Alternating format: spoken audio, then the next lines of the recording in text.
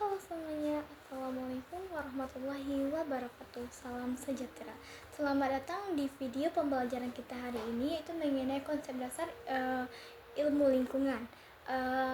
Pada video ini kita akan membahas hal-hal penting yang terkait tentang lingkungan, mulai dari pengertian lingkungan, prinsip berkelanjutan, dampak kegiatan manusia, sampai pengelolaan sumber daya alam.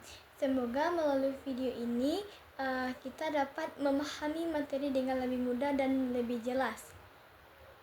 Materi pertama kita yaitu tentang pengertian lingkungan dalam geografi.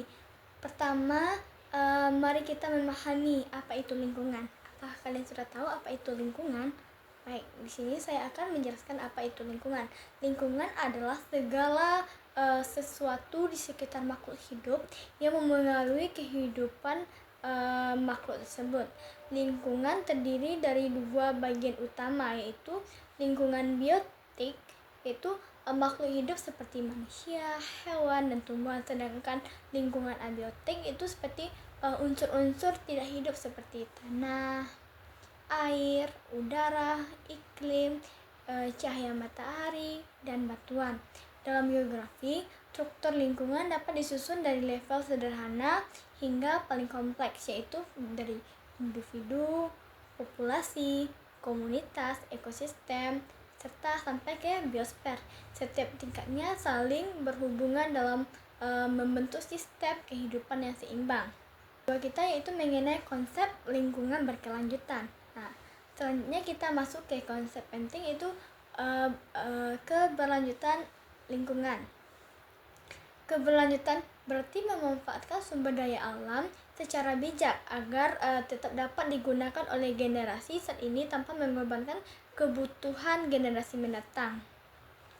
Pada 4 prinsip utama berkelanjutan, yaitu efisiensi penggunaan energi dan sumber daya. Dan kedua itu mengurangi pencemaran lingkungan.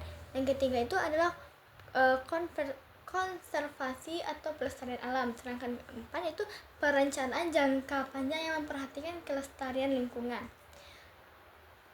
Contoh sederhana yaitu dari keberlanjutan adalah hemat air, menanam pohon, mengurangi sampah plastik dalam menggunakan energi secara efisiensi. Sedangkan materi kita yang ketiga yaitu dampak kegiatan manusia terhadap lingkungan.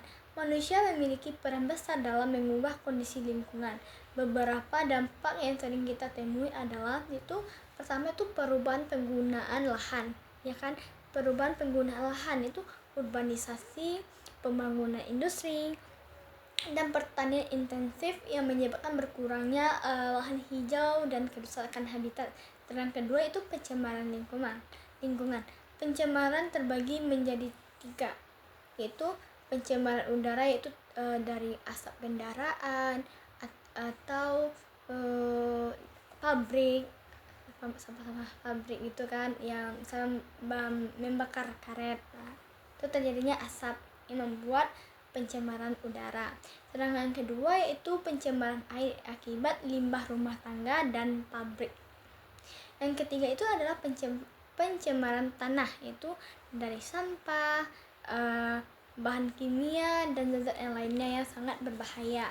Sedangkan ketiga itu perubahan iklim, yaitu gas rumah kaca yang dilepaskan ke atmosfer, meningkatnya pemanasan global yang menyebabkan cuaca ekstrim, banjir, kekeringan, dan naiknya permukaan laut.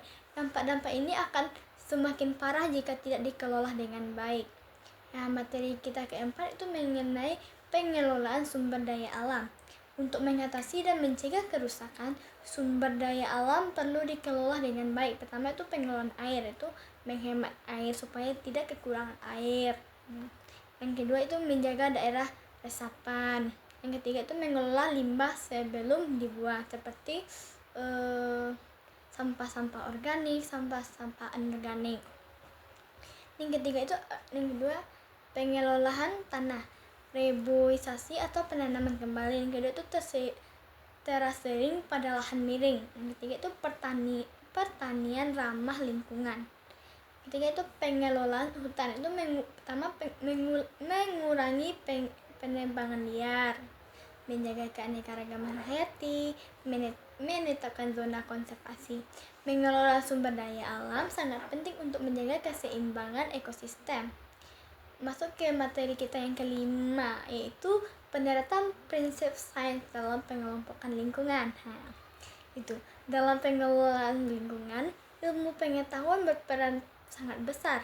Beberapa penerapan sains dalam bidang lingkungan antara lain itu analisis spasial, itu menggunakan peta digital untuk melihat perubahan tutupan lahan, mendeteksi daerah rawan bencana, atau merencanakan konservasi. Yang kedua itu perencanaan lingkungan, itu contohnya penyusunan tata ruang kota, yaitu pengaturan kawasan industri dan penentuan lokasi taman kota atau hutan lindung.